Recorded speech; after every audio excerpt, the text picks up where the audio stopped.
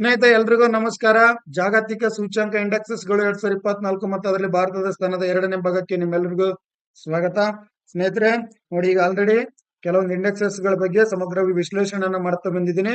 ಮುಂದುವರೆದಿರ್ತಕ್ಕಂಥ ಇಂಡೆಕ್ಸಸ್ಗಳ ಬಗ್ಗೆ ಈಗ ವಿಶ್ಲೇಷಣೆ ಮಾಡ್ತಾ ಬರ್ತೀನಿ. ಇನ್ನೂ ಕೂಡ ಇಂಡೆಕ್ಸಸ್ಗಳು ತುಂಬಾ ಇದಾವೆ, ಅವುಗಳ ಬಗ್ಗೆ ಮಾಡ್ತಾ ಬಂದಿದ್ದೀನಿ. ಈಗ ಅದು ಪಾರ್ಟ್ 1 ಅಲ್ಲಿ ಈಗ ಆಲ್ರೆಡಿ ಕೆಲವು ಇಂಡೆಕ್ಸಸ್ಗಳಿದೆ. ಇದು 2ನೇ ಪಾರ್ಟ್ ಆಗುತ್ತೆ, 2ನೇ ಭಾಗ ಆಗುತ್ತೆ. 2ನೇ ಭಾಗಕ್ಕೆ ತಮ್ಮೆಲ್ಲರಿಗೂ ಸ್ವಾಗತವನ್ನು ಕೊಡ್ತಾ ಈಗ ಸ್ಟಾರ್ಟ್ ಮಾಡೋಣ.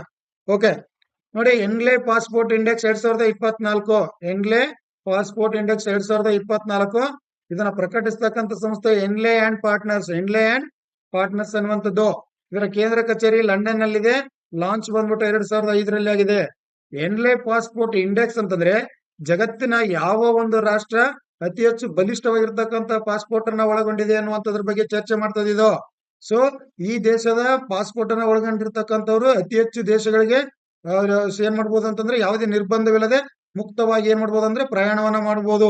ಯಾವ ದೇಶ ಕೊನೆಯ ಸ್ಥಾನದಲ್ಲಿದೆ ಆ ದೇಶಕ್ಕೆ ಅನೇಕ ರೀತಿಯಾಗಿರ್ತಕ್ಕಂಥ ನಿರ್ಬಂಧಗಳಿದಾವೆ. ಆ ದೇಶದ ಪ್ರಯಾಣಿಕರಿಗೆ ಬೇರೆ ದೇಶದಲ್ಲಿ ಏನ್ ಮಾಡಲ್ಲ ಅಂತಂದ್ರೆ ವೆಲ್ಕಮ್ ಮಾಡಂಗಿಲ್ಲ ಅಥವಾ ಬರ್ಮಾಡ್ಕೊಳ್ಳೋದಿಲ್ಲ. ಸ್ನೇಹಿತರೆ, ಇದು ಬಹಳ ನೆನ್ಪಿಟ್ಕೊಳ್ಳಿ. ಇದು ಬಹಳ ಎಕ್ಸಾಮ್ ಅಲ್ಲಿ ಕೇಳಿರ್ತಕ್ಕಂಥ ಪಾಸ್ಪೋರ್ಟ್ ಇದು ಬಹಳ ಸತಿ ಸ್ಥಾನಗಳನ್ನ ಕೇಳ್ತಾ ಬಂದಿದ್ದಾನೆ. ಮುಂದುವರೆದು ಈ ಸರಿ ಏನ್ ಕೇಳ್ಬೋದು ಅಂದ್ರೆ ಇದನ್ನ ಪ್ರಕಟಿಸ್ತಕ್ಕಂಥ ಸಂಸ್ಥೆ ಯಾವ್ದು ಅಂತ ಕೇಳ್ಬೋದು.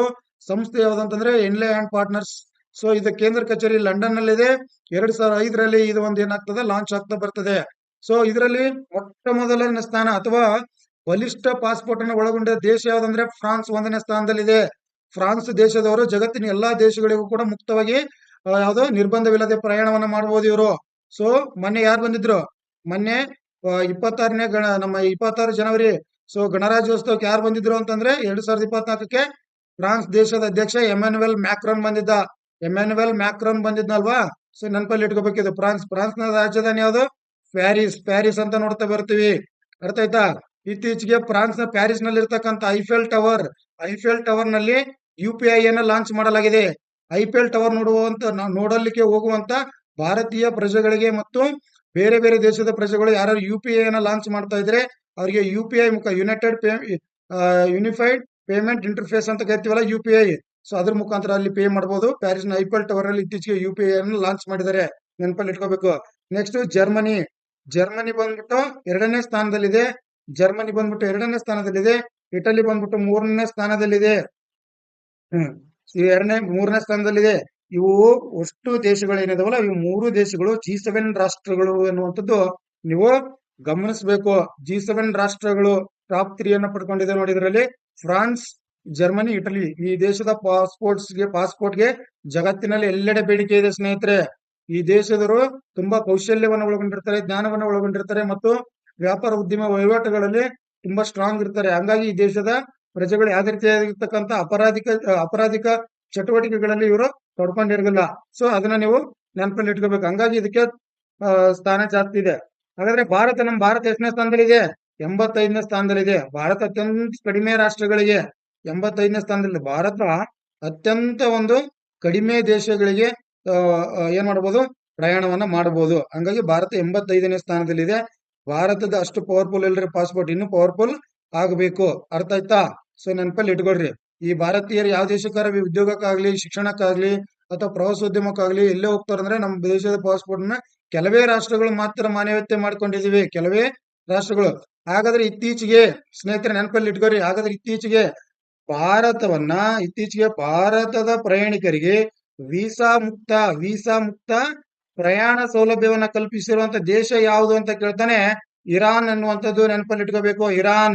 ಇರಾನ್ ದೇಶ ಇತ್ತೀಚೆಗೆ ಭಾರತದ ಪ್ರಜೆಗಳಿಗೆ ವೀಸಾ ಮುಕ್ತವಾಗಿರ್ತಕ್ಕಂತಹ ಪ್ರಯಾಣವನ್ನ ಅನುಮೋದನೆ ಮಾಡಿದೆ. ಇದು ಕರೆಂಟ್ ಅಫೇರ್ಸ್ ಕೂಡ ನೆನಪಲ್ಲಿ ಇಟ್ಕೋಬೇಕು. ಅರ್ಥ ಆಯ್ತಾ? ಸೊ ನೆನಪಲ್ಲಿ ಇಟ್ಕೊಳ್ಳಿ. ನೆಕ್ಸ್ಟ್ ಹಾಗಾದ್ರೆ ಕ್ವಶನ್ ಯಾವ ರೀತಿ ಕೇಳ್ಬೋದು? 2024ರ ಎನ್ಲೆ ಪಾಸ್ಪೋರ್ಟ್ ಇಂಡೆಕ್ಸ್ ನಲ್ಲಿ ಭಾರತದ ಸ್ಥಾನ 85. ಈ ತರ ಪ್ರಶ್ನೆ ಕೇಳ್ಬೋದು. ಬಟ್ ಇದು ಆಲ್ರೆಡಿ ಸುಮಾರು ಪರೀಕ್ಷೆಗಳಲ್ಲಿ ಕೇಳಿರೋದ್ರಿಂದ ಪ್ರಶ್ನೆ ಏನ್ ಬರ್ಬೋದು ಡಿಫರೆಂಟ್ ಆಗಿ ಅಂತಂದ್ರೆ ಪ್ರಕಟ ಮಾಡ್ತಕ್ಕಂಥ ಸಂಸ್ಥೆ ಬರ್ಬೋದು ಮತ್ತು ಅದ್ರ ಕೇಂದ್ರ ಕಚೇರಿ ಎಲ್ಲಿದೆ ಅಂತ ಬರ್ಬೋದು. ಅದು ನೆನಪಲ್ಲಿ ಇಟ್ಕೋಬೇಕು ನೀವು. ಅರ್ಥ ಆಯ್ತಾ? ಸೊ ಬಹಳ ಇಂಪಾರ್ಟೆಂಟ್ ಆಗಿರುವುದು ಇದು. ಇಟಲಿಗೆ ಇತ್ತೀಚೆಗೆ ಇಟಲಿಯ ಮಾಫಿಲಾ ನಗರದಲ್ಲಿ ಏನ್ ಮಾಡ್ತಾ ಬಂದಿದೆ? G7 ಶೃಂಗಸಭೆ ಜರುಗ್ತಾ ಬಂದಿದೆ. ಸೊ ಮೋದಿ ಅವ್ರ ಜೊತೆ ಬಹಳ ಚರ್ಚೆಯಲ್ಲಿ ಇದ್ಲು ಈ ಇಟಲಿಯ ಪ್ರಧಾನಿ ಜಾರ್ಜಿಯಾ ಮೆಲಾನಿ. ಜಾರ್ಜಿಯಾ ಮೆಲಾನಿ. ಇಟಲಿಯ ರಾಜಧಾನಿ ರೋಮ್. ರೋಮ್. ಅರ್ಥ ಆಯ್ತಾ? ರೋಮ್ ನೆನಪಲ್ಲಿ ಇಟ್ಕೋಬೇಕು. ನೆಕ್ಸ್ಟ್ ಹಾಗಾದ್ರೆ QS second QS world university ranking. QS world university ranking ಅಂದ್ರೆ ಜಗತ್ತಿನಲ್ಲಿರ್ತಕ್ಕಂಥ ಟಾಪ್ ವಿಶ್ವವಿದ್ಯಾಲಯಗಳು ಯಾವುವು ಅನ್ನುವಂಥದ್ದನ್ನ ಇದು ಪ್ರಕಟ ಮಾಡ್ತಾ ಬರ್ತದೆ. QS ಸಂಸ್ಥೆ ಅಂತ ಅನ್ನುವಂಥದ್ದು. QS ಕ್ವಾಸಿಕರಲ್ಲಿ ಸೈಮೆಂಟ್ಸ್ ಅನ್ನುವಂಥ ಸಂಸ್ಥೆ ಏನಿದೆ ಅಲ್ವಾ, ಸ್ವಲ್ಪ ಉಚ್ಚಾರ ನೋಡ್ಕೊಳ್ರಿ. ಸೊ ಈ ಸಂಸ್ಥೆ ಇದೆ ಅಲ್ವಾ, ಈ ಸಂಸ್ಥೆ ಇದೆ ಅಲ್ವಾ, ಈ ಸಂಸ್ಥೆ ಪ್ರಕಟ ಮಾಡ್ತಾ ಬರ್ತದೆ. ಹಾಗಾದ್ರೆ ಮೊದಲನೇ ಸ್ಥಾನ ಯಾವ್ದಿದೆ? MIT Massachusetts Institute of Technology. ಉಚ್ಚಾರ ನೋಡ್ಕೊರಿ ಸ್ವಲ್ಪ. ಸೊ ಉಚ್ಚಾರ ಹೆಂಗ್ ಇದು ಮಾಡ್ತಾ ಬರ್ತವೆ ಸ್ನೇಹಿತರೆ, ಅರ್ಥ ಆಯ್ತಾ? ಉಚ್ಚಾರವನ್ನ ಗಮನಿಸ್ಬೇಕು ನೋಡ್ರಿ. ಸೊ ಇವೆಲ್ಲ ಒಂಥರ ಹೆಸರು, ಫಾರಿನ್ ಹೆಸರು, ಅರ್ಥ ಆಯ್ತಾ? ನಮ್ಮಲ್ಲಿ ಭಾರತದಲ್ಲಿ ಜವಾಹರ್ಲಾಲ್ ನೆಹರು ಯೂನಿವರ್ಸಿಟಿದಲ್ಲಿ 20ನೇ ಸ್ಥಾನದಲ್ಲಿ ಇದೆ. ಭಾರತದಲ್ಲಿ ಜವಾಹರ್ಲಾಲ್ ನೆಹರು ಯೂನಿವರ್ಸಿಟಿ ಇದೆ ಅಲ್ವಾ, ಅದು 20ನೇ. ಹಾಗಾದ್ರೆ ಇತ್ತೀಚೆಗೆ ಜವಾಹರ್ಲಾಲ್ ನೆಹರು ಯೂನಿವರ್ಸಿಟಿಗೆ ನೇಮಕವಾದ ಕುಲಪತಿ ಯಾರು? ಮಹಿಳಾ ಕುಲಪತಿಯನ್ನ ನೇಮಕ ಆಗಿದ್ದಾರೆ ಇದಕ್ಕೆ. ಆ ಕುಲಪತಿ ಹೆಸರು ಕಮೆಂಟ್ ಮಾಡ್ರಿ ನೋಡೋಣ. ಸೊ QS ವರ್ಲ್ಡ್ ಯೂನಿವರ್ಸಿಟಿ ಮೊದಲನೇ ಸ್ಥಾನ, MIT ಯೂನಿವರ್ಸಿಟಿ, ಆಮೇಲೆ ಭಾರತ ದೇಶನ ಸ್ಥಾನದಲ್ಲಿ JNU ಇದೆ, 20ನೇ ಸ್ಥಾನದಲ್ಲಿ ಇದೆ. ಸೊ ಇದನ್ನ ನೀವು ಗಮನಿಸ್ತಾ ಬರ್ಬೇಕು. ನೆಕ್ಸ್ಟ್ ಬಿಸಿನೆಸ್ ಎನ್ವಿರಾನ್ಮೆಂಟ್ ರ್ಯಾಂಕಿಂಗ್ 2024 ಅಂದ್ರೆ ಒಂದು ದೇಶದಲ್ಲಿ ವ್ಯಾಪಾರ ಅಥವಾ ಉದ್ಯಮವನ್ನ ಶುರು ಮಾಡ್ಲಿಕ್ಕೆ ಅಲ್ಲಿರ್ತಕ್ಕಂಥ ಸುಲಲಿತ ವಾತಾವರಣ ಹೇಗಿದೆ, ಸುಲಲಿತ ವ್ಯಾಪಾರ ಅಥವಾ ಉದ್ಯಮವನ್ನ ಸ್ಟಾರ್ಟ್ ಮಾಡ್ಲಿಕ್ಕೆ ಯಾವ ರೀತಿಯಾಗಿರ್ತಕ್ಕಂಥ ಒಂದು ವಾತಾವರಣ ಇದೆ ಏನು ಅಂತ. ವಾತಾವರಣ ಅಂದ್ರೆ ಇದಲ್ರಿ, ವಾತಾವರಣ ಅಂದ್ರೆ ಇದು ಪರಿಸರದಲ್ಲಿ ಕಂಡು ಬರೋದಲ್ಲ. ಇದು ಎನ್ವಿರಾನ್ಮೆಂಟ್ ರ್ಯಾಂಕಿಂಗ್ ಅಂದ್ರೆ ಅಲ್ಲಿ ಆ ದೇಶ ನೀಡತಕ್ಕಂಥ ವಿದೇಶಿ ವ್ಯಾಪಾರಿಗಳಿಗೆ ಅಥವಾ ಉದ್ಯಮ ಸ್ಥಾಪನೆಯವರಿಗೆ ಆ ದೇಶ ನೀಡತಕ್ಕಂಥ ಕೆಲವೊಂದಿಷ್ಟು ಆಡಳಿತಾತ್ಮಕವಾಗಿರ್ತಕ್ಕಂಥ ಪ್ರಯೋಜನಗಳು ಮತ್ತು ನೀತಿ ನಿಯಮಗಳು ಮತ್ತು ತೆರಿಗೆ ಕಡಿತ, ಸೊ ಅಥವಾ ಉಚಿತ ತೆರಿಗೆಯನ್ನು ನೀಡ್ತವೆ ಕೆಲವೊಂದು ದೇಶಗಳು, ಮತ್ತು ಕೆಲವೊಂದು ದೇಶಗಳು ತೆರಿಗೆ ಕೊಡುಗೆಯನ್ನು ನೀಡ್ತಾ ಬರ್ತವೆ. ಇದೆಲ್ಲವನ್ನ ಕೂಡ್ಕೊಂಡು ನಾವು ಬಿಸಿನೆಸ್ ಎನ್ವಿರಾನ್ಮೆಂಟ್ ರ್ಯಾಂಕಿಂಗ್ 2024ರಲ್ಲಿ ನೋಡ್ತಾ ಬರ್ತೀವಿ. ಮೊದಲನೇ ಸ್ಥಾನ ಸಿಂಗಾಪುರ್ ಇದೆ, ಸತತ 16 ವರ್ಷಗಳಿಂದ ಇದು. ಸಿಂಗಾಪುರ್ ಏನಿದೆಲ್ಲ ಮೊದಲನೇ ಸ್ಥಾನದಲ್ಲಿದೆ, ಸತತ 16 ವರ್ಷ ಇದೆ ನೋಡ್ರಿ. ಸಿಂಗಾಪುರ್ ಇದೆ ಅಲ್ರಿ, ಇದು ಬಿಸ್ನೆಸ್ ಸ್ಟಾರ್ಟ್ ಮಾಡ್ಲಿಕ್ಕೆ ಸೊ ತುಂಬಾ ಒಳ್ಳೆಯ ರಾಷ್ಟ್ರ ಅನ್ನುವಂಥದ್ದು ಇದರಿಂದ ನಾವು ನೋಡ್ಬೋದು. ಡೆನ್ಮಾರ್ಕ್ 2ನೇ ಸ್ಥಾನದಲ್ಲಿದೆ, ಅಮೆರಿಕ 3ನೇ ಸ್ಥಾನದಲ್ಲಿದೆ, ಭಾರತ 51ನೇ ಸ್ಥಾನದಲ್ಲಿದೆ. 51, ಭಾರತ ಎಷ್ಟು? 51ನೇ ಸ್ಥಾನದಲ್ಲಿದೆ. ಇದು ಆಲ್ರೆಡಿ ಹಾಕಿದೀವಿ ಇಲ್ಲಿ. ಭಾರತದ ಸ್ಥಾನ ನೆನಪಲ್ಲಿ ಇಟ್ಕೋಬೇಕು. ಸೊ ಮೊದಲನೇ ಸ್ಥಾನ ಬಿಸಿನೆಸ್ ಎನ್ವಿರಾನ್ಮೆಂಟ್ ರ್ಯಾಂಕಿಂಗ್ 2024. ಇದರಲ್ಲಿ ಸಿಂಗಾಪುರ್ ಸತತವಾಗಿ 16 ವರ್ಷಗಳ ಕಾಲ ಮುನ್ನಡೆಯನ್ನ ಕಾಯ್ದುಕೊಂಡಿದೆ ನೋಡಿ. ಎಸ್, ನೆಕ್ಸ್ಟ್ ಬಹಳ ಇಂಪಾರ್ಟೆಂಟ್ ಇಂಡೆಕ್ಸ್ ನೋಡಿ ಸ್ನೇಹಿತರೆ.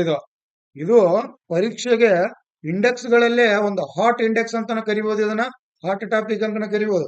ಯಾವ್ದಂದ್ರೆ ಗ್ಲೋಬಲ್ ಹಂಗರ್ ಇಂಡೆಕ್ಸ್ 2023 ಬಿಡುಗಡೆ ಆಗಿದೆ.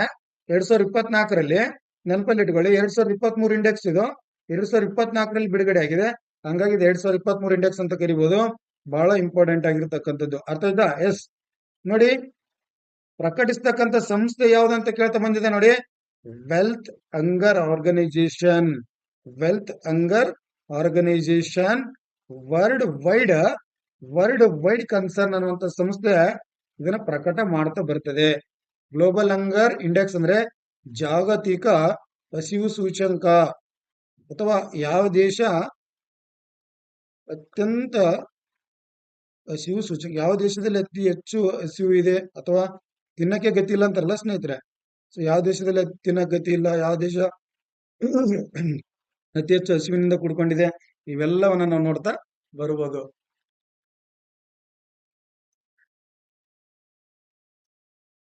ಇಲ್ಲಿ ಮೊದಲನೇ ಸ್ಥಾನ ಒಳಗೊಂಡಿರುವ ದೇಶಗಳು ಅತ್ಯಂತ ಇದೆ. ಬೆಲಾರಸ್ ಮೊದಲ 3 ಸ್ಥಾನ. ಬೆಲಾರಸ್ 1, ಬೋಸ್ನಿಯಾ 2, ಅರ್ಜೆಗೋವಿನಾ ಮತ್ತು ಚಿಲಿ ದೇಶಗಳು 3ನೇ ಸ್ಥಾನದಲ್ಲಿದ್ದಾವೆ ನೋಡಿ. ಮೊದಲನೇ ಸ್ಥಾನ ಏನದು? ಬೆಲಾರಸ್, ಬೋಸ್ನಿಯಾ, ಅರ್ಜೆಗೋವಿನಾ, ಚಿಲಿ 3ನೇ ಸ್ಥಾನ. ಭಾರತ 111ನೇ ಸ್ಥಾನದಲ್ಲಿದೆ. ಇದು ಡೆಫಿನೆಟ್ಲಿ ಬರ್ತದ. ಈ ಮಾನದಂಡಗಳನ್ನು ಯಾವ್ಯಾವ ಡೈಮೆನ್ಷನ್ ಅನ್ನ ಇಟ್ಟುಕೊಂಡು ಈ ಗ್ಲೋಬಲ್ ಹಂಗರ್ ಇಂಡೆಕ್ಸ್ ಅನ್ನ ಪ್ರಕಟ ಮಾಡ್ತಾ ಬರ್ತಾರೆ ಅಂದ್ರೆ ಅಪೌಷ್ಟಿಕತೆ, ಮಕ್ಕಳ ಕ್ಷೀಣಿಸುವಿಕೆ, ಮಕ್ಕಳ ಕುಂಠಿತ ಬೆಳವಣಿಗೆ, ಮಕ್ಕಳ ಮರಣದನ, ಈ 4 ರೀತಿಯಾಗಿರ್ತಕ್ಕಂಥ ಡೈಮೆನ್ಷನ್ ಅನ್ನ ಇಟ್ಟುಕೊಂಡು ಈ ಸೂಚ್ಯಂಕವನ್ನ ಏನ್ ಮಾಡ್ತಾ ಬರ್ತಾರೆ, ಪ್ರಕಟ ಮಾಡ್ತಾ ಬರ್ತಾರೆ. ನಮ್ಮ ಭಾರತದಲ್ಲಿ ಅಪೌಷ್ಟಿಕತೆ ಇನ್ನೂ ಜಾಸ್ತಿ ಇದೆ ರೀ. ಮಕ್ಕಳ ಬೆಳವಣಿಗೆ ಇನ್ನೂ ಕೂಡ, ಮಕ್ಕಳ ಕುಂಠಿತ ಬೆಳವಣಿಗೆ ಅಂದ್ರೆ ಮಕ್ಕಳು ಸರಿಯಾಗಿರ್ತಕ್ಕಂಥ ಬೆಳವಣಿಗೆಯನ್ನು ಹೊಂದ್ತಾ ಇಲ್ಲ, ಮತ್ತು ಮಕ್ಕಳ ಮರಣ ದರವು ಕೂಡ ಅತ್ಯಂತ ಕಡಿಮೆಯಲ್ಲಿದೆ ಅನ್ನುವಂಥದ್ದು ನಾವು ನೋಡ್ತಾ ಬರ್ತೀವಿ, ಇದು ಮಾಡ್ತಾ ಬರ್ತೀವಿ. ಸೊ ಹಂಗಾಗಿ ಬಹಳ ಇಂಪಾರ್ಟೆಂಟ್ ಆಗಿರ್ತಕ್ಕಂಥದ್ದು ಸ್ನೇಹಿತರೆ. Yes, next. ಹಾಗಾದ್ರೆ 2023ರ ಗ್ಲೋಬಲ್ ಹಂಗರ್ ಇಂಡೆಕ್ಸ್ ನಲ್ಲಿ ಭಾರತದ ಸ್ಥಾನ, 2023ರ ಗ್ಲೋಬಲ್ ಹಂಗರ್ ಇಂಡೆಕ್ಸ್ ನಲ್ಲಿ ಭಾರತದ ಸ್ಥಾನ ಎಷ್ಟು ಅಂತ ಕೇಳಿದ್ರೆ 111ನೇ ಸ್ಥಾನದಲ್ಲಿ ಇದೆ. 111ನೇ ಸ್ಥಾನ. ಇದು ಬಹಳ ಇಂಪಾರ್ಟೆಂಟ್ ಇದೆ ಹಂಗರ್ ಇಂಡೆಕ್ಸ್, ನೆನಪಲ್ಲಿ ಇಟ್ಕೋರಿ.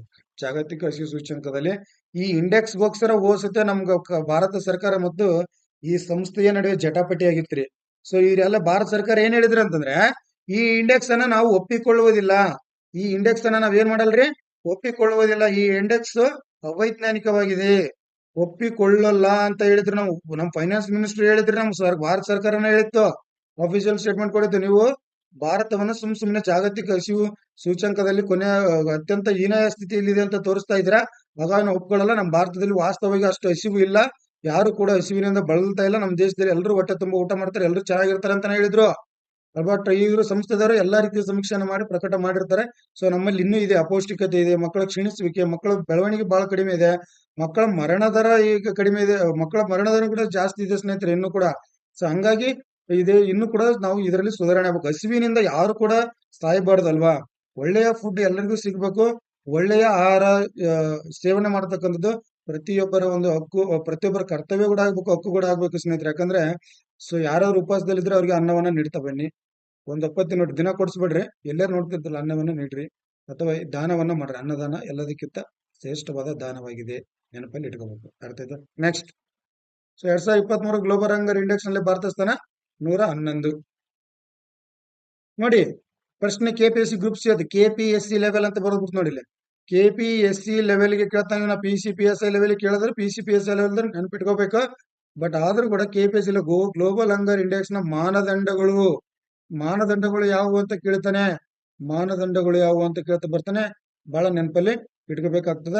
ಸೊ ಇವೆಲ್ಲವೂ ಕೂಡ, ಸೊ ಆನ್ಸರ್ ಡಿ ನೋಡ್ರಿ, ಇದು ಡಿ. ಇದು ಸ್ಕ್ರೀನ್ ಶಾಟ್ ಹೊಡ್ಕೊಂಡ್ಬಿಡ್ರಿ, ಎದ್ದಕ್ಕಾದ್ರೂ ಬೇಕಾಗ್ತದೆ ನೋಡ್ಕೊಂಡ್ಬಿಡ್ಬೇಕಿನ್ನ. ಸೊ ಗ್ಲೋಬಲ್ ಹಂಗರ್ ಇಂಡೆಕ್ಸ್ ನಲ್ಲಿ ಮಾನದಂಡ, ಪ್ರತಿ ಸತಿ ಸ್ಕ್ರೀನ್ ಶಾಟ್ ಹೊಡ್ಕೋಬಾರ್ದು ಸ್ನೇಹಿತರೆ, ನೆನಪಲ್ಲಿ ಇಟ್ಕೊಳ್ಳಿ. ಸ್ವಲ್ಪ ನೋಡ್ಬೇಕು, ನೋಟ್ಸ್ ಮಾಡ್ಬೇಕು. ಬರೀ ಸ್ಕ್ರೀನ್ ಶಾಟ್ ಹೊಡ್ಕೊಂಡು ಮೊಬೈಲ್ ಅಲ್ಲಿ ನೋಡೋದೇ ಇಲ್ಲ, ನಾವು ಮರ್ತು ಬಿಡ್ತೀವಿ. ಹಂಗಾಗಿ ಕ್ಲಾಸ್ನ ಅಲ್ಲಲ್ಲೇ ನಿಂತು ಬಿಟ್ಟು ಕೇಳಿ, ಪಾಸ್ ಮಾಡ್ಬಿಟ್ಟು ಕೇಳಿ, ಬರ್ಕೊಂಡು ಇದು ಮಾಡಿದ್ರೆ ನಿಮ್ಗೆ ನೆನಪಿನಲ್ಲಿ ಉಳಿತದ, ಮತ್ತು ಸರಿಯಾಗಿ ಜ್ಞಾನವನ್ನ ಪ್ರಾಪರ್ ಆಗಿ ನಾಲೆಜ್ ಅನ್ನ ಪಡ್ಕೊಳಕ್ ಸಾಧ್ಯ ಆಗ್ತದ. ಬರೀ ಸ್ಕ್ರೀನ್ ಶಾಟ್ ಸೋಮಾರಿಗಳು ಹಾಕ್ಬೇಡ್ರಿ, ನೆನಪಲ್ಲಿ ಇಟ್ಕೊಳ್ಳಿ.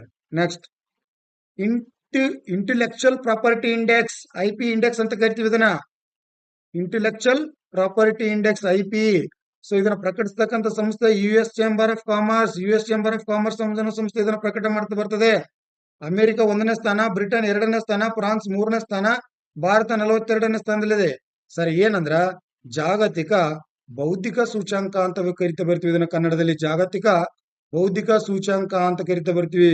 ನೋಡ್ರಿ, ಇಂಟೆಲೆಕ್ಚುಯಲ್ ಪ್ರಾಪರ್ಟಿ ಇಂಡೆಕ್ಸ್ ಅಂದ್ರೆ ಏನಿಲ್ಲ, ಯಾವ್ದಾದ್ರು ಒಬ್ಬ ವ್ಯಕ್ತಿ ಏನಾದ್ರು ಇನೋವೇಷನ್ ಮಾಡಿ ಅವನು ಏನಾದ್ರು ಕಂಡಿಡಿದ್ನಪ್ಪ, ಅಥವಾ ಏನೋ ಒಂದು ಪೇಟೆಂಟ್ ಅನ್ನ ಪಡ್ಕೊಂಡಿದ್ದೆ, ಯಾವ್ದೋ ಒಂದು ವಸ್ತುವಿಗೆ ಅಥವಾ ಯಾವ್ದೋ ಒಂದು ಪ್ರಾಡಕ್ಟ್ಗೆ ಪೇಟೆಂಟ್ ಅನ್ನ ಪಡ್ಕೊಂಡಿದ್ದ ಅಂತಂದ್ರೆ ಅದು ಅವನ ಬೌದ್ಧಿಕ ಆಸ್ತಿ ಸ್ನೇಹಿತರೆ. ಅದು ಅವನ ಒಂದು ಬೌದ್ಧಿಕ ಆಸ್ತಿ, ಅದನ್ನ ಯಾರು ಕೂಡ ಕಾಪಿ ಪೇಸ್ಟ್ ಮಾಡಂತಿಲ್ಲ, ಅವನ ಒಂದು ಬೌದ್ಧಿಕ ಆಸ್ತಿ ಅದು. ಈಗ ಉದಾಹರಣೆ, ಯಾರೋ ಒಬ್ರು ಡ್ರೋನ್ ಪ್ರತಾಪ್ ಅಂತಾನೆ ಇಟ್ಕೊ, ಡ್ರೋನ್ ಮಾಡಿದ್ನಂದ್ರೆ ಒಂದು ಇಂಟೆಲೆಕ್ಚುಯಲ್ ಪ್ರಾಪರ್ಟಿ ಇಂಡೆಕ್ಸ್ ಪ್ರಾಪರ್ಟಿ ಅದು.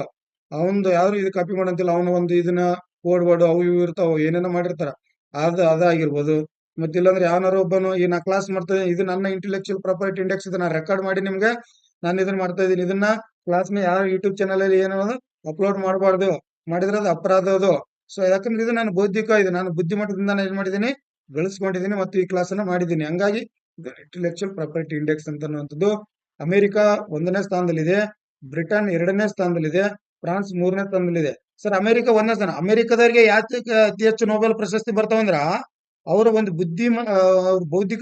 ಬೌದ್ಧಿಕ ಮಟ್ಟ ತುಂಬಾ ಸ್ಟ್ರಾಂಗ್ ಇದೆ, ಇನೋವೇಷನ್ಸ್ ತುಂಬಾ ಸ್ಟ್ರಾಂಗ್ ಇದೆ ಅವ್ರದ್ದು. ಬೇರೆ ಬೇರೆ ರೀತಿಯಾಗಿರ್ತಕ್ಕಂಥ ವೈಜ್ಞಾನಿಕ ಸಂಶೋಧನೆಗಳನ್ನ ಸಂಶೋಧನೆ ಮಾಡ್ತಾರೆ, ರಿಸರ್ಚ್ ಮಾಡ್ತಾರೆ, ಡೆವಲಪ್ಮೆಂಟ್ ಮಾಡ್ತಾರೆ ಅದನ್ನ. ಅರ್ಥ ಆಯ್ತಾ? ಸೊ ಹಂಗಾಗಿ ಅಮೆರಿಕದವರಿಗೆ ಜಾಸ್ತಿ ನೊಬೆಲ್ ಪ್ರೈಸ್ ಬರೋದು. ಸೊ ನೆನಪಲ್ಲಿ ಇಟ್ಕೋಬೇಕು. ಸೊ ಅವ್ರು ಏನ್ ಮಾಡ್ತಾರೆ, ಅದನ್ನ ಏನೇ ಒಂದು ಕೆಲಸ ಮಾಡಿದ್ರೆ ಅದನ್ನ ತಮ್ಮ ಹೆಸರು ಮೇಲೆ ರಿಜಿಸ್ಟ್ರೇಷನ್ ಮಾಡ್ಕೊಳ್ತಾರಲ್ಲ, ಅದನ್ನ ನಾವು ಇಂಟೆಲೆಕ್ಚುಯಲ್ ಪ್ರಾಪರ್ಟಿ ಇಂಡೆಕ್ಸ್ ಅಂತ ಬರ್ತೀವಿ. ಇದರಲ್ಲಿ ಭಾರತದ ಸ್ಥಾನ 42 ಇದೆ. ಪರವಾಗಿಲ್ಲ. ಸೊ ಇನ್ನು ಕೂಡ ಡೆವಲಪ್ಮೆಂಟ್ ಆಗ್ತದೆ. ಇನ್ನು ಕೂಡ ಬರ್ತಾ ಬರ್ತಾ ನಮ್ಮಲ್ಲಿ ಇನ್ನೋವೇಷನ್ಸ್ ಗಳು, ರಿಸರ್ಚ್ ಅಂಡ್ ಡೆವಲಪ್ಮೆಂಟ್ ಗಳು ಆಗ್ತಾ ಬರ್ತವೆ. ಅರ್ಥ ಆಯ್ತಾ? ನೀವು ಕೂಡ ಸಾಧ್ಯ ಆದ್ರೆ ಏನಾದ್ರು ರಿಸರ್ಚ್ ಅಂಡ್ ಡೆವಲಪ್ಮೆಂಟ್ ಅನ್ನು ಮಾಡಿ ಜಾಗತಿಕ ಮಟ್ಟದಲ್ಲಿ ಗುರುತಿಸ್ಕೊಳ್ಳಿ ಅಂತ ನಾನು ಹೇಳ್ತಾ ಬರ್ತೀನಿ. ನೆಕ್ಸ್ಟ್ ನೋಡಿ, ಇಲ್ಲಿ ಬಂತ್ ನೋಡ್ರಿ, ಜಾಗತಿಕ ನಾವೀನ್ಯತೆ ಸೂಚ್ಯಂಕವನ್ನು ಪ್ರಕಟ ಮಾಡತಕ್ಕಂಥ ಸಂಸ್ಥೆ ವರ್ಲ್ಡ್ ಇಂಟೆಲೆಕ್ಚುಯಲ್ ಪ್ರಾಪರ್ಟಿ ಆರ್ಗನೈಸೇಷನ್. ಮಾನದಂಡಗಳೇನು? ಏನಿಲ್ಲ, ಮಾನವ ಬಂಡವಾಳ ಮತ್ತು ಸಂಶೋಧನೆ, ಮೂಲಭೂತ ಸೌಕರ್ಯ, ಮಾರುಕಟ್ಟೆ ಲಭ್ಯತೆ, ವ್ಯಾಪಾರ ಸಂಸ್ಥೆ, ಜ್ಞಾನ ಮತ್ತು ತಂತ್ರಜ್ಞಾನ. ಮೊದಲ 3 ಸ್ಥಾನ ಅಮೆರಿಕ, ಸ್ವೀಡನ್, ಬ್ರಿಟನ್. ಭಾರತದ ಸ್ಥಾನ 42. ಅರ್ಥ ಆಯ್ತಾ? ನೆನಪಲ್ಲಿ ಇಟ್ಕೋಬೇಕು. ಬಹಳ ಇಂಪಾರ್ಟೆಂಟ್. ಭಾರತದ ಸ್ಥಾನ ಇದರಲ್ಲಿ 42ನೇ ಸ್ಥಾನ. 42ನೇ ಸ್ಥಾನ ನೋಡಿ. 2024ರ ಜಾಗತಿಕ ಬೌದ್ಧಿಕ ಆಸ್ತಿ ಸೂಚ್ಯಂಕದಲ್ಲಿ ಮೊದಲ ಸ್ಥಾನದಲ್ಲಿರುವ ದೇಶ ಯಾವುದು ಅಂತ ಅಂದ್ರೆ, ಸೊ ಅಮೆರಿಕ ಮೊದಲನೇ ಸ್ಥಾನ, ಸೊ ಸ್ವೀಡನ್ 2ನೇ ಸ್ಥಾನ, ಬ್ರಿಟನ್ 3ನೇ ಸ್ಥಾನ, ಭಾರತ 42ನೇ ಸ್ಥಾನ. 42. ಭಾರತ 42ನೇ ಸ್ಥಾನದಲ್ಲಿ ಇದೆ ನೋಡಿ ಸ್ನೇಹಿತರೆ. ಕ್ವಶನ್ ಪ್ರಶ್ನೆ ಈ ತರ ರೈಸ್ ಆಗ್ತಾ ಬರ್ತದ. ನೆಕ್ಸ್ಟ್ ಬಹಳ ಇಂಪಾರ್ಟೆಂಟ್ ಇನ್ನೊಂದು ಇಂಡೆಕ್ಸ್, ಬಹಳ ಪರೀಕ್ಷೆಗಳಲ್ಲಿ ಕೇಳಿರ್ತಕ್ಕಂಥದ್ದು, ಮೋಸ್ಟ್ ರಿಪೀಟೆಡ್ ಆಗುವಂತ ಇಂಡೆಕ್ಸ್ ಯಾವ್ದಂದ್ರೆ ಅದುವೇ HDI ಹ್ಯೂಮನ್ ಡೆವಲಪ್ಮೆಂಟ್ ಇಂಡೆಕ್ಸ್, ಮಾನವ ಅಭಿವೃದ್ಧಿ ಸೂಚ್ಯಂಕ. ಮಾನವ ಅಭಿವೃದ್ಧಿ ಸೂಚ್ಯಂಕ HDI 2024. ಇದು ಬಹಳ ಸಾರಿ ರಿಪೀಟ್ ಆಗುವಂತ ಒಂದು ಇಂಡೆಕ್ಸ್. ನೆನಪಲ್ಲಿ ಇಟ್ಕೊಂಡು ಈ ಬಾರಿ 2024ರಲ್ಲಿ ಈ ವರದಿಗೆ ಒಂದು ಹೆಸರನ್ನ ಕೊಟ್ಟಿದ್ದಾರೆ, ಟೈಟಲ್ ಕೊಟ್ಟಿದ್ದಾರೆ. ಟೈಟಲ್ ಬಹಳ ಇಂಪಾರ್ಟೆಂಟ್. ಇದು KPSC ಈ ತರ ಬಹಳ ಫೋಕಸ್ ಮಾಡ್ತಾನೆ. Breaking the gridlock, reimagining cooperative in a polarised word. ಈ ವರ್ಡ್ ನೆನ್ಪಿಟ್ಕೊಂಡ್ಬಿಡ್ರಿ, ಪೊಲರೈಸ್ಡ್ ವರ್ಡ್. ಆಮೇಲೆ breaking the grid lock.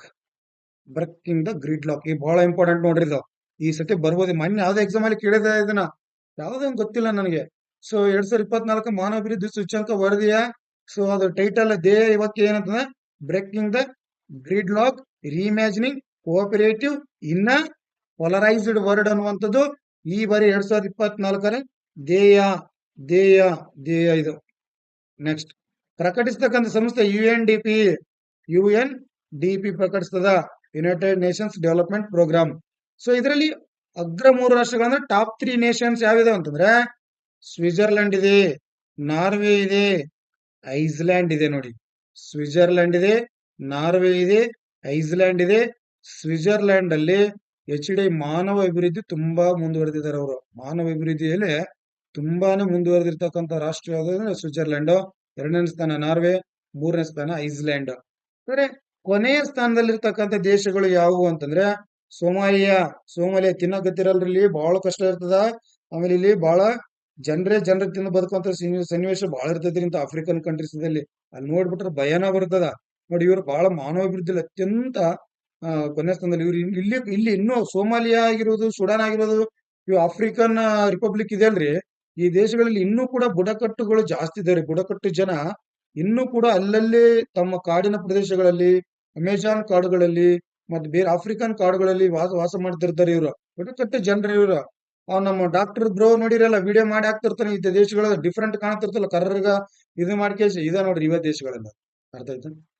So ಇವ್ರು ಇನ್ನೂ ಕೂಡ ಮುಂದುವರೆದಿಲ್ರಿ, ಬಹಳ ಕೊನೆಯ ಸ್ಥಾನದಲ್ಲಿ ಇದಾರೆ ಇವರು. ಸೋಮಾಲಿಯಾ ಆಗಿರ್ಬೋದು, ದಕ್ಷಿಣ ಸುಡಾನ್ ಆಗಿರ್ಬೋದು, ಮತ್ತು ಆಫ್ರಿಕನ್ ಗಣರಾಜ್ಯ ದೇಶಗಳು. ಸೂಚ್ಯಂಕದಲ್ಲಿ ಸ್ಥಾನ ಪಡೆಯದೇ ಇರತಕ್ಕಂಥ ದೇಶಗಳು ಉತ್ತರ ಕೊರಿಯಾ ಭಾಗವಹಿಸದೇ ಇಲ್ರಿ ಇದು. ಯಾಕಂದ್ರೆ ಅಲ್ಲಿ ಯಾವ ಮಾಮ ಕಿಮ್ ಜಾಂಗ್ ಉನ್ ಅವ್ನ್ ಬಂದೇ ಇಲ್ರಿ ಮಗ. ಅವ ಆ ದೇಶಕ್ಕೂ ಹೋಗಕ್ ಆಗಲ್ರಿ ನಾವು. ಅವ ಏನೇನ ಮಾಡ್ತಾನಂತ್ರಿ, ಕಣ್ಣು ನೋಡಿದ್ರೆ ಕಣ್ಣು ಕಿತ್ತಾಕ್ತಾನಂತ. ಆಮೇಲೆ ಅಲ್ಲಿ ಯಾರು ಹೆಣ್ಮಕ್ಳು ಇದು ಮಾಡ್ಕೊಳಂಗಿಲ್ಲ ಅಂತ, ಏನು ಜಡೆ ಬಿಡಂಗಿಲ್ಲ ಅಂತ ಏನೇನೋ ಮಾಡ್ಬಿಟ್ಟನ್ರಿ ಅವ್ರು. ಸರ್ವಾಧಿಕಾರಿ ರೀ ಜಗತ್ತಿನಲ್ಲಿ. ಈಗ ಸರ್ವಾಧಿಕಾರಿ ದೇಶ ಯಾವ್ದಾರಿದ್ರೆ ಇದೆ ನೋಡ್ರಿ, ಸರ್ವಾಧಿಕಾರಿ ದೇಶ ಇದೆ ಯಾವ್ದು? ಉತ್ತರ ಕೊರಿಯಾ ಸರ್ವಾಧಿಕಾರಿ. ಚೀನಾದವ್ರ ಜೊತೆ ಉತ್ತಮ ಸಂಬಂಧ ಐತ ಮತ್ತೆ ಇವನಿಗೆ ಕಿಮ್ ಜಾಂಗ್ ಉನ್ಗ. ಡೊನಾಲ್ಡ್ ಟ್ರಂಪ್ ಇದ್ದಾಗ ಬಹಳ ಎದುರ್ಕೊಂಡು ಇದು ಮಾಡ್ದ. ಇವನು ಅತಿ ಹೆಚ್ಚು ಮಿಸೈಲ್ ಗಳನ್ನ ಉಡಾವಣೆ ಮಾಡ್ತಾನ್ರಿ ಸೌತ್ ಕೊರಿಯಾದ ಮೇಲೆ. ಅವ್ರು ಸೌತ್ ಕೊರಿಯಾದವ್ರು ದಿನಾನಿತ್ಯ ಒಂದು ಏನ್ ಮಾಡ್ತಾನೆ ನೀವು ಅಂತ ಜಗತ್ನಾಗ ಇವನಿಂದನೂ ಒಂದು ಕಾರಣ ಐತ್ರಿ. 3ನೇ ಜಾಗತಿಕ ಮಹಾಯುದ್ಧ ಆದ್ರೆ ಇದನ್ನು ಅಮೆರಿಕ ಇದನ್ನ ಸರ್ವನಾಶ ಮಾಡ್ತೀವಿ ಅಂತ ನಿಂತಿತ್ತು. ಏನೇನೋ ಆಯ್ತು, ಆಮೇಲೆ ನೋಡೋಣ ಅದನ್ನ. ನೋಡಿ ಮೊನ್ಯಾಕ್ ಒಂದಿಲ್ಲ. ಭಾರತದ ಸ್ಥಾನ 134 ನೋಡಿ. ಎಷ್ಟ? ಭಾರತ ಇನ್ನೂ ಕೂಡ ಡೆವಲಪ್ಮೆಂಟ್ ಆಗ್ಬೇಕ್ರಿ. 134ನೇ ಸ್ಥಾನದಲ್ಲಿದೆ ಭಾರತ. 134 1 3 4 ನೆನ್ಪಿಟ್ಕೊಂಡ್ಬಿಡ್ರಿ. 3 4 ನೆನ್ಪಿಟ್ಕೊಳ್ರಿ. ನೆನ್ಪಿಟ್ಕೊಂಡ್ರೆ ಅಲ್ಲಿ ಒಂದು ಹಚ್ಚಿ ಬಿಡ್ರಿ ಮುಂದಕ್ಕೆ ಹಿಂದ ಮುಂದ ಅಷ್ಟ. ಸೊ ಇದೇನಾಗ್ಬಿಡ್ತದೆ ಬರ್ತದೆ 1 3 4 ಅನ್ನುವಂಥದ್ದು ನೋಡ್ತಾ ಬರ್ತೀವಿ. ಸೊ 134 ಅಂದ್ರೆ ಐ ಲವ್ ಆಗ್ತದ. 134 143 ಅಂದ್ರೆ ಐ ಲವ್ ಆಗ್ತದೆ. 134 ನೆನ್ಪಿಟ್ಟು ನೋಡ್ರಿ. ಈ HDI ನಲ್ಲಿ ಮಾನದಂಡಗಳು ಡೈಮೆನ್ಷನ್ಸ್ ಅಂತ ಕರಿತಾ ಬರ್ತೀವಿ.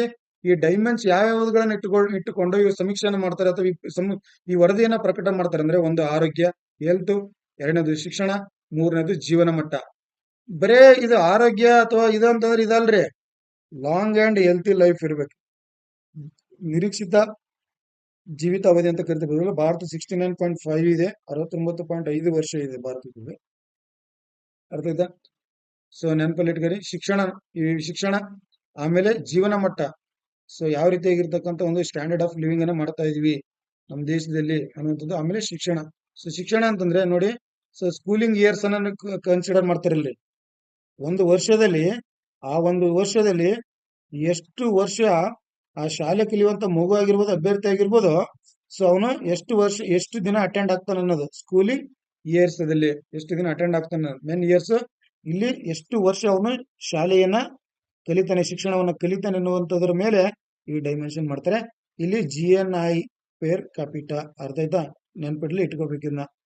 ದೇಶದಲ್ಲಿ ಇರ್ತಕ್ಕಂಥ GNI ಇಂಡೆಕ್ಸ್ ಅನ್ನ ಒಳಗೊಂಡು ಈ ಹ್ಯೂಮನ್ ಡೆವಲಪ್ಮೆಂಟ್ ಇಂಡೆಕ್ಸ್ HDI ಅನ್ನ ಏನ್ ಮಾಡ್ತಾ ಬರ್ತಾನೆ ಅಂದ್ರೆ, ನಾವು ಎಲ್ಲ ಎಕ್ಸ್ಪ್ಲೇನ್ ಮಾಡಕ್ ಆಗಲ್ರಿ ನಿಮ್ಗ. ಇರೋದನ್ನ ಹೇಳ್ತಿರ್ತೀವಿ, ನೀವ್ ಏನ್ ಮಾಡ್ಬೇಕು, ತಿಳ್ಕೊಬೇಕಾಗ್ತದ. ಅರ್ಥ ಆಯ್ತಾ? ಸೊ ಇವು 3 ಇಂಡೆಕ್ಸಸ್ಗಳು ಡೀಟೇಲಿಂಗ್ ಆಗಿ. So long and healthy life, ಶಿಕ್ಷಣ ನಾಲೆಜ್ ಆಗಿರ್ಬೋದು, ಡಿಸೆಂಟ್ ಸ್ಟ್ಯಾಂಡರ್ಡ್ ಆಫ್ ಲಿವಿಂಗ್. ಇಲ್ಲಿ ಕನ್ನಡದಲ್ಲಿ ನೋಡಿದ್ರೆ ಆರೋಗ್ಯ, ಶಿಕ್ಷಣ ಮತ್ತು ಜೀವನ ಮಟ್ಟ. ನೀವು ಕೇಳಿದಾನೆ ಆಲ್ರೆಡಿ. HDI ಇದು ನೆನಪಲ್ಲಿ ಇಟ್ಕೊಳ್ಳಿ.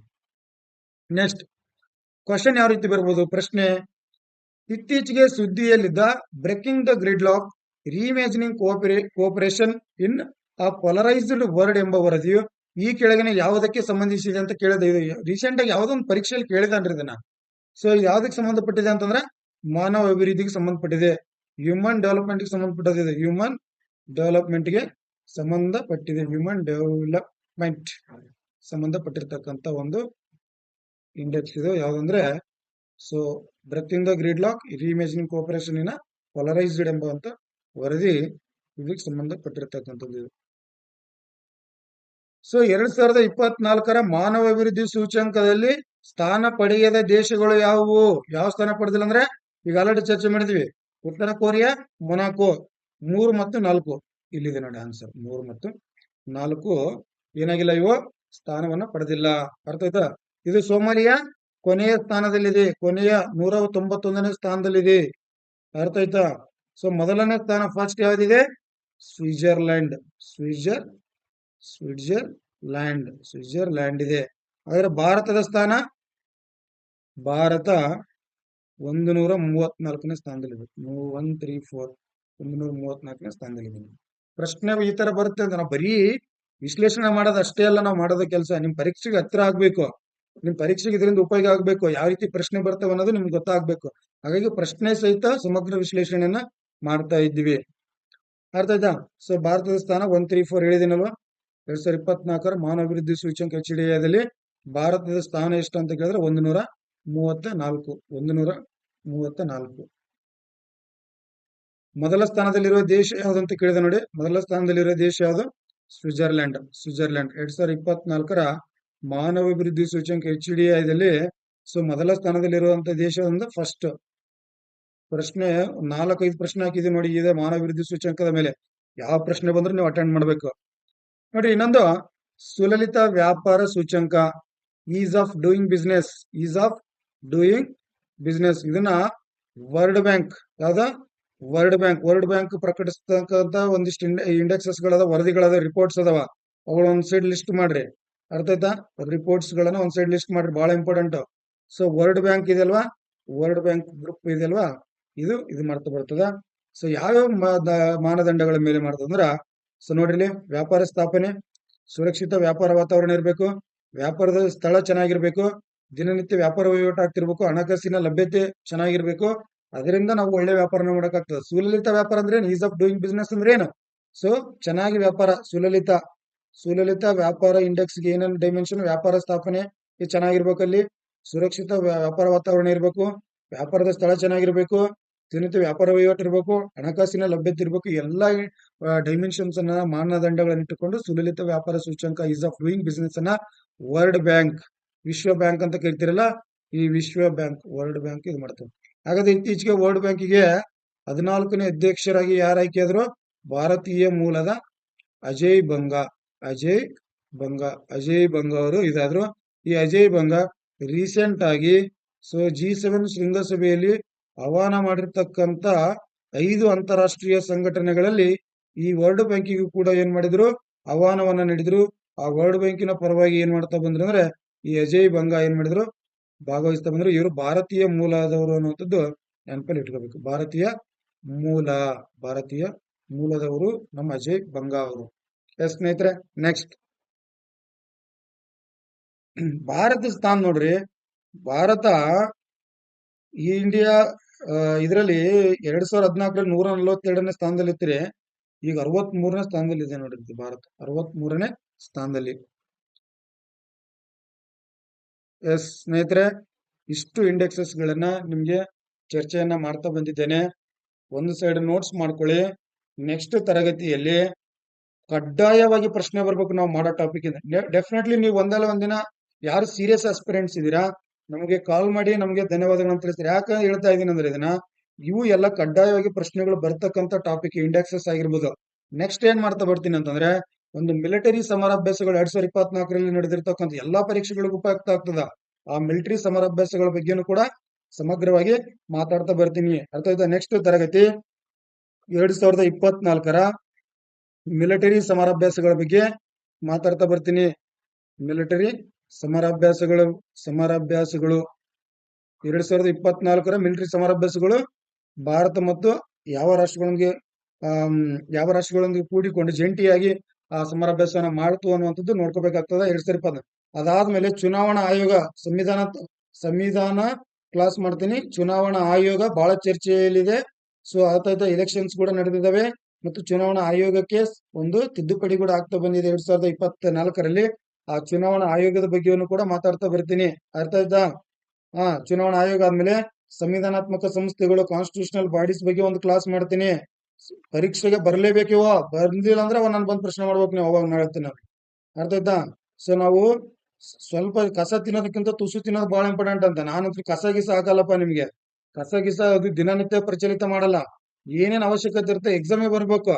ಸೊ ಒಂದು 700 ಪುಟ ಓದಿ ಒಂದು ಕ್ವಶನ್ಸ್ ಬರ್ಲಾರ್ತಿಲ್ಲ. ಒಂದು 7 ಕ್ಲಾಸ್ ನೋಡಿ ಒಂದ್ 2-3 ಮಾರ್ಕ್ಸ್ ಬಂದ್ರೆ ಅದು ಏನಿರ್ತದೆ ವರ್ತ್ ಇರ್ತದ. ಸ್ಮಾರ್ಟ್ ಆಗಿ ಥಿಂಕ್ ಮಾಡಿ ನಿಮ್ಗೆ ನಾವು ಮಾಹಿತಿಯನ್ನ ನೀಡ್ತಾ ಬರ್ತೀವಿ, ಕ್ಲಾಸ್ ಅನ್ನ ಮಾಡ್ತಾ ಬರ್ತೀವಿ. ಅರ್ಥ ಆಯ್ತಾ? ಸೊ ಅವುಗಳ ಬಗ್ಗೆ ನೀವು ಜಾಸ್ತಿ ಫೋಕಸ್ ಮಾಡ್ಬೇಕು. ಹೆಚ್ಚಿನ ಜನರಿಗೆ ಈ ಯೂಟ್ಯೂಬ್ ಚಾನಲ್ ಅನ್ನ ತಲುಪಿಸ್ರಿ, ಇನ್ನೂ ಹೆಚ್ಚಿನ ಜನಕ್ಕೆ. ಸೊ ನಾವಂತೂ ಎಲ್ಲಿ ಗಿಮೋಷನ್ ಅಂತ ಏನು ಮಾಡ್ಕೊಳ್ಳಲ್ಲ. ಸೊ ನಮ್ ಕ್ಲಾಸ್ ಇಷ್ಟ ಆದ್ರೆ ಹೆಚ್ಚಿನ ಜನಕ್ಕೆ ಇದನ್ನ ತಲುಪಿಸಿ ಅನ್ನುವಂಥದ್ದು ಅಷ್ಟೇ ನಾವು ನಿಮ್ಮ ಹತ್ರ ಕೇಳೋದು ಅನ್ನುವಂಥದ್ದು. ಅರ್ಥ ಆಯ್ತಾ?